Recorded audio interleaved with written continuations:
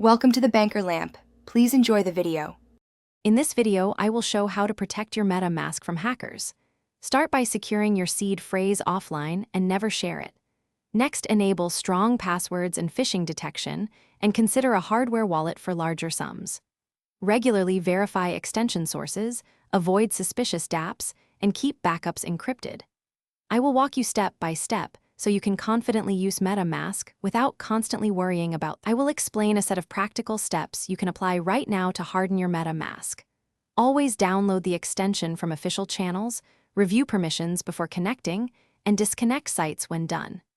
Use a password manager and enable biometric or device security where available.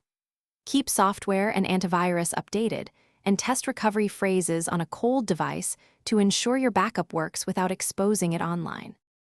I will help you adopt advanced protections that make hacking far less likely and less costly.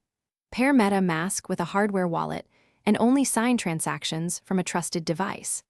Split funds between a hot wallet for daily use and a cold wallet for long-term holdings.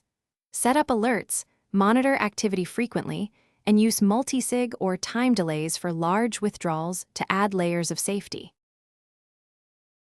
Thanks for watching. If this was helpful, leave a like and consider subscribing. See you next time.